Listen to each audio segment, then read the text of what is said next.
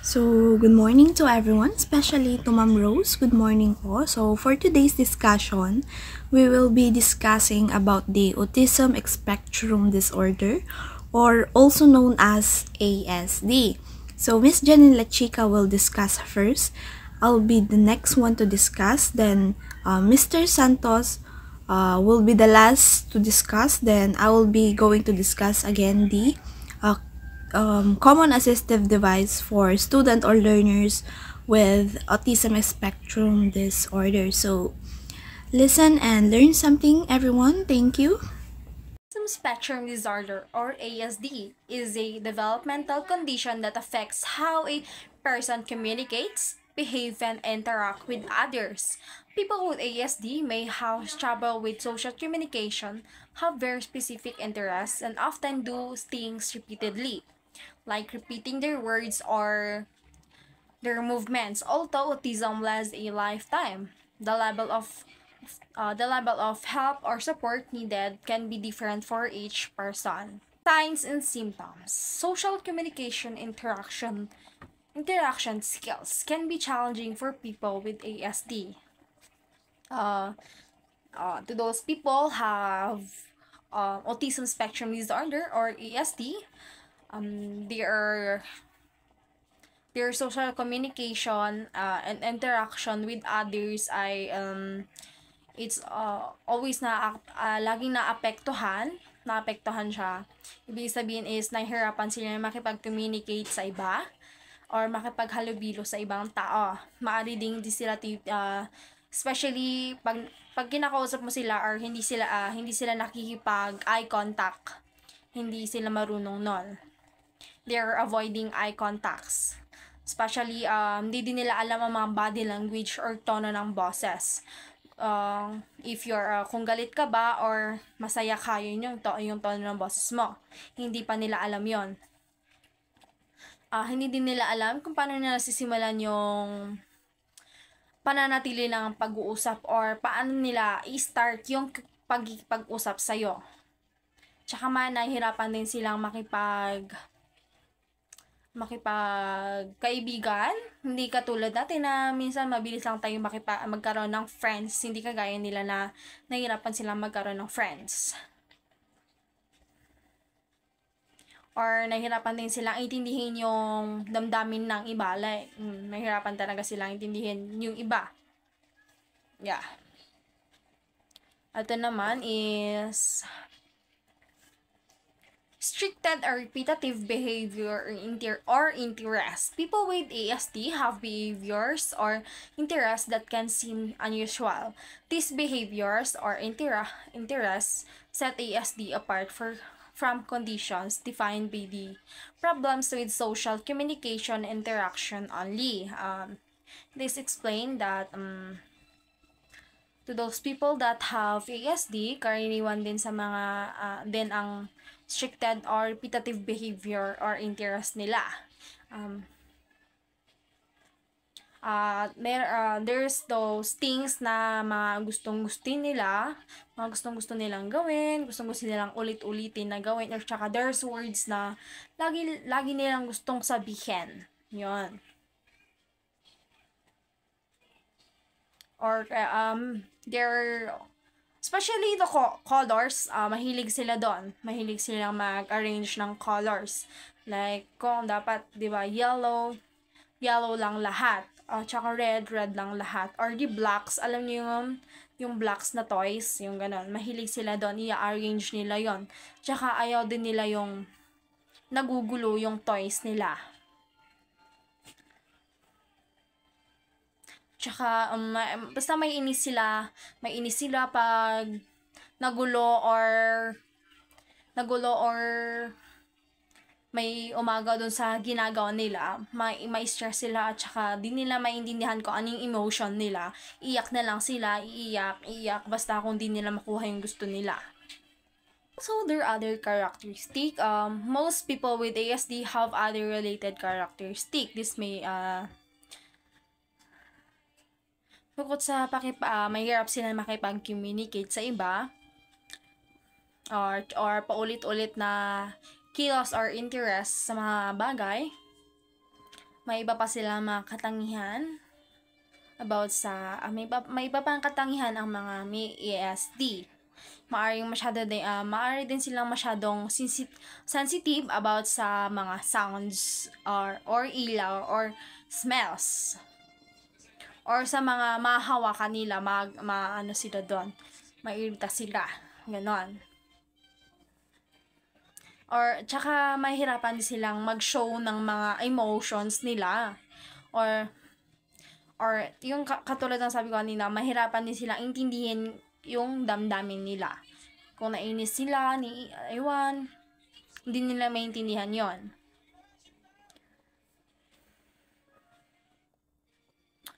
Maaari din silang mahirapan sa umangkop or pagbabago pagbabago ng isang sitwasyon. Hindi nila mahirapan silang i-take kaagad yung situation na yon. Tsaka iba-iba din yung mga way ng pagkakatuto nila. Yung iba mabilis matuto, or yung iba naman is mabagal lang. That's why they need helps. Iba-iba din yung mga karanasan nila sa bawat taong may ASD. Kaya mahalagang maintindihan, at kaya is important na naintindihan natin yung mga kalagayan ng mga taong with ASD. So,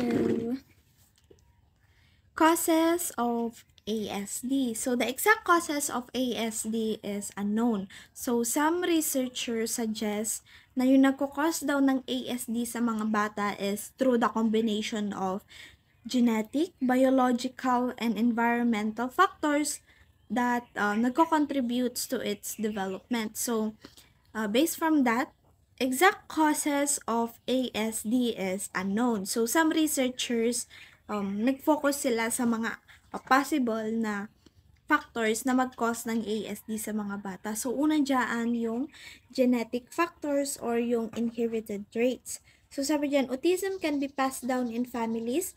Some condition like Fragile X syndromes make it more likely. Sometimes genes change happen randomly, not from parents. So, basahin nyo na lang yung example dyan.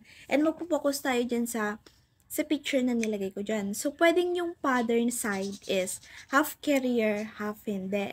Sa mother side, pwedeng half carrier, pwedeng hindi rin. So, pwedeng yung maging result ng offspring nila is, yung isang anak nila is hindi carrier. Yung isang anak nila pwedeng matulad sa kanila, half carrier, half hindi. Then, yung pangatlong anak nila is pwedeng yon yung carrier, or yung whole gene is na-carry nung bata. So, yun na yun. So, next is yung brain development differences. So, the brain of a child with autism grows and works differently. So, basahin nyo na lang yung mga nilagay ko example dyan dahil mag-focus tayo dito sa pictures. So, nakikita nyo yung green part na sinasabi dyan normal. So, yan daw yung brain size ng normal child. So, kapag sumobra daw sa size na normal yung bata is ASD na daw po yon. So, na-overgrowth po yung brain ng mga bata. So, meron din dyan yung sinasabi dyan na areas that controls emotion, decision-making, and movement may develop in an unusual way. Some children have too many or too few brain connection, which can make it harder for them to process information, understanding, feeling, or response to their surroundings. So, based on the pictures, ang normal brain daw is meron lang siyang sakto na brain connection. Ang mga batang may autistic brain naman daw is pwede siyang madami or sumusobra talaga. Ganon. So, next is yung prenatal and birth factors. So, some problems during pregnancy or birth may increase the risk of autism. So, if a mother gets sick, is exposed to pollution, or takes certain medication while pregnant, it might affect the baby's brain development. Babies born too early with low weight or who have trouble birthing at birth may also have a higher chance of autism. So, based from this naman na, kapag yung mother is nagkakasakit ng malubha. Pwede siyang maging factor na sa pagkakaroon ng ASD. Yung ma-expose siya sa mga pollution, mga usok, mga ganyan, or yung mga pagtitake niya ng mga iba't ibang gamot without prescribed by the doctors, mga ganyan. Next is the environmental factors. So, exposure to chemicals, older parental age, or lack of nutrients during pregnancy may slightly increase autism risk. So, nandyan na yung example natin, kunwari si Ben was born to parents over 40, yan na yung sa part na older parental age. So, pwede yung maging factor ng pagkakaroon ng bata ng ASD. So, next naman is yung characteristic of learning with ASD. So, una dyan is yung social difficulties. Sabi dyan, struggle with making and keeping friends. Nandiyan na din yung example natin. Leo wants to play with others but doesn't know how to start a conversation. So, parang nahihirapan silang mag-start ng conversation sa mga kasama nila or sa mga iba. So, nandyan na din yung communication challenges, may have delayed speech, repeat words, or have trouble understanding jokes. So, kunwari, example natin dyan, Mia repeats word she heard on TV instead of answering questions. So, parang yung mga naririnig nila is pwedeng mag-retain sa kanilang utak at pwede nila iyong ulit-ulitin, ganon. So, next dyan is yung number 3, repetitive behavior and interest. May do the same movement or focus on one topic intensely. So, ang example natin dyan, yung ganyan, yung nilaline-line niya yung mga paperclip based on the colors. Pwede din yung mga yung batang gusto niya is yung nilaline-line lahat ng mga trucks based on their heights, mga heights ng mga trucks, ganon. So, basahin nyo na lang din yung mga examples dyan. Then, 4, yung sensory sensitivities. Yun yung may react strongly to sounds, light, or texture. So, example dyan is, kunwari si Ana, tinakpan niya yung tenga niya kasi masyadong maingay or masyadong malakas yung music, ganon. So, parang yung mga batang may ASD is may sensitivity sila sa sensory or sa paligid nila. Kunwari, sa eyesight is masyadong bright yung classroom, masyadong dark, mga ganon. So, yan. So, kapag earrings naman, yan na yung parang nagkukos na sa kanila ng stress dahil sa mga ganyan. So, 5 is yung cognitive and learning differences. May be very good at some skills but struggles with others. So, example dyan, Sam is great at solving puzzle but has trouble understanding stories and books. So, yung mga batang may ASD is meron silang kakayahan or yung pinakagusto nila, pero meron din silang hindi kayang gawin. So, parang magaling sila, dyan sa picture example, magaling siyang magganyan, like i-trace yung line without touching the line, 'di ba? So pwede din siyang pwede siyang mahihirapan sa pag-recognize ng mga object, ganyan. So parang may kakayahan siya, meron din siyang hindi kakayahan, ganon. So, number 6, difficulty understanding emotion, may not recognize how other feels. So, example dyan, kunwari, yung batang may ASD is, yung kasama nung batang may ASD is umiiyak. Umiiyak, ganon. So, parang yung batang yun is umiiyak. Pero yung batang may ASD is hindi niya alam na yung pag-iyak pala is sad yung kasama niya, tapos yung bata is parang tumatawa. So, parang hindi niya nare-recognize yung ibang feeling ng bata, parang hindi nila nagigets, ganon. So, number 7 is yung unusual speech pattern. So, may talk in a flat, robotic, and very fast voice. So, example dyan, John speaks in a flat voice without showing excitement even when he's happy. So, meron yung mga ganyan. Kunwari, kanina is okay pa yung pananalita nila, ganon. So, after a minute or after an hour, is nag-iiba na yung tone ng boses nila. Kunwari, masaya naman talaga sila, pero yung boses nila is parang robotic, ganon. So, kunwari, kalmado din siya, pero yung boses, yung pananalita niya is masyadong mabilis, ganon. So, 8, strong need for routine. Changes in schedule can cause stress. So, kunwari, ang batang ASD is kailangang magkaroon ng routine. Kung yung routine na nakasanayan niya is nasira or pinalitan ng biglaan, is pwede yung mag-cause ng anxiety or stress sa kanya. So, yung bata is may stress or parang ayaw niya nang sundin yung routine na yun na kailangan inahanap niya yung dati na kailangan ibalik yun. So, ganon. So, 9, unique strength and talent. Some have special abilities in math, music, or memory. So, example dyan is kunwari yung bata, kaya niyang isolve yung math problem without example, ganyan. So, meron tayong example dyan din na Alex can remember the birthdays of all his classmates without writing them down. O, ganyan. Meron silang mga unique strengths and talents. So, lastly, is the physical reaction to stress. So, may flap hands, jump, or rock when they overwhelmed. So, example dyan is kung masyadong maingay yung klase, pwede silang magsisigaw, ganyan. Kung na-stress na sila masyado, pwede nilang i-rock yung chair nila para pakalmahin yung sarili nila, ganon. So, that's all the characteristic, ay the causes muna, and the characteristic of learners with ASD.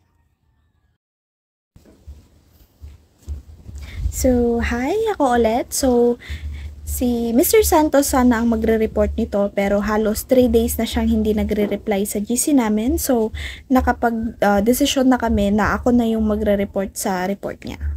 So, let's start na. So, paano nga ba nadadiagnose ang batang may ASD? So, doctor use different tools to check if a child has autism spectrum disorder or ASD. So, number 1 dyan is yung tinatawag nilang developmental screening. Sabi dyan, this is a short check-up to see if a child is learning and developing like most kids their age. It looks at things like talking, moving, playing, social skills. So, sabi ko nga nung mga past reports or mga naunang mga reports doon is yung mga bata is nahirapang makapag-communicate sa iba, hindi sila masyadong active pag sa iba, ganyan. So, parang meron ito yung parang observation lang ng doktor para titignan lang kung paano communicate yung bata, kung paano siya gumalaw, paano siya maglaro, at paano siya makipag-socialize sa ibang bata. So, pangalawa dyan is yung full diagnostic evaluation. If there are signs of autism, doctor do a full check-up. So, kapag may sign na daw, so dito sa una kasi mild pa lang. So, parang observation pa lang. Pero pag na tignan na talaga nila or positive na yung sign na yung bata is may autism, is idadaan na nung doctor sa full check-up. So, kasama na dyan yung talking to parents, watching how the child acts, and using special tests.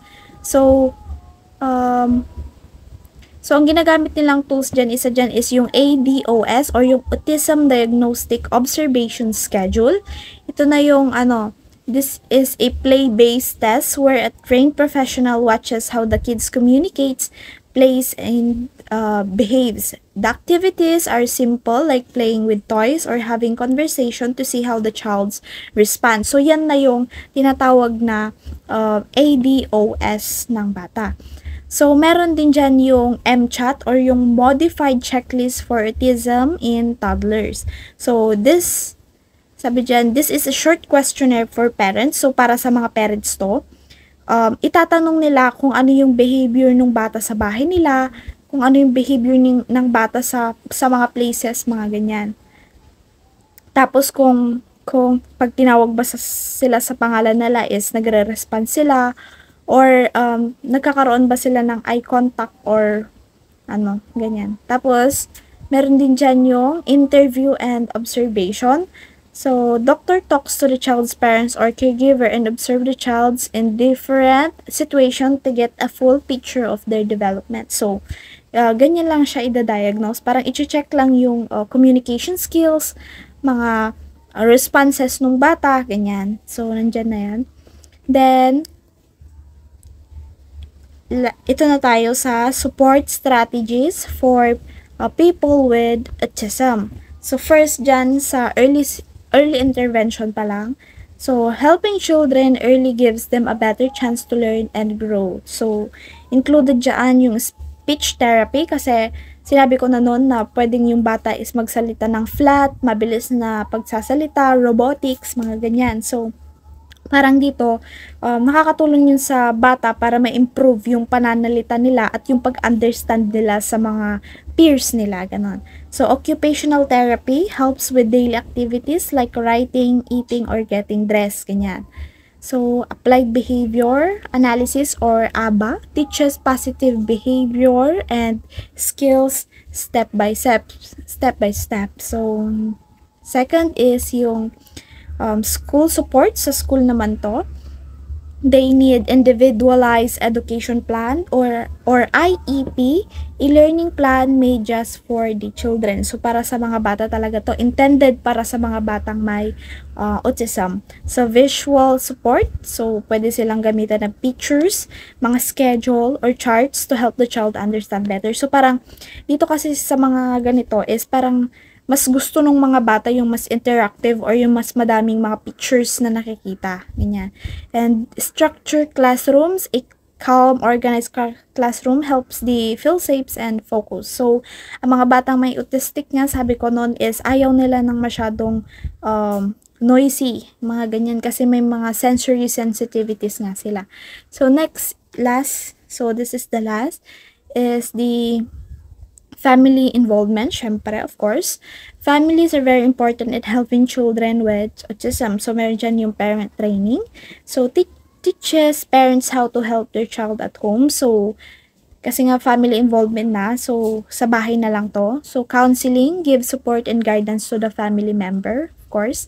And consistent routines help the child feel secure and learn better. So, that's all for the how a child with autism being diagnosed, then the support strategies for people with autism. So, thank you.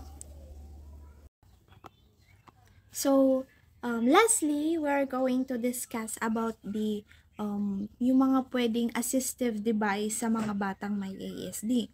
So, based on my research, una dyan is yung communication devices. Kasama dyan yung augmentative and alternative communication devices for children who are nonverbal or have limited speech, speech-generating devices, picture exchange communication systems, and communication apps. So, sa abroad ata, I think, meron na yung mga application na nandun na lahat. Like, para siyang tablet. Tablet siya, na kapag pipindutin mo is yung tablet na yung mismong magsasalita, tapos yung bata na lang yung magpipindot-pindot na magpo-form ng sentence para magsabi, ganon. So, pwede siyang gamitin ito sa mga batang may ASD. So, second naman dyan is yung para sa mga sensory tools. Diyan yun yung pwedeng gamitin nila para sa mga pang-sensory sensitivities nila. So, una dyan yung noise cancelling headphones, yung pang-headphones, pag masyado na silang naririndi sa mga loud noises. Yung weighted blankets or vest, pwede yan makatulong pang pakalma sa kanila, ganyan. Yung fidget toys and chewable jewelry, kasi mahilig yung mga bata sa mga ganyan. Pwede nilang gamitin para pakalmahin yung mga sarili nila. Then, yung sensory swing or body sack. So, same as the blanket din, pampakalma din nila yon. So, that's all our discussion for the autism spectrum disorder. So, thank you everyone.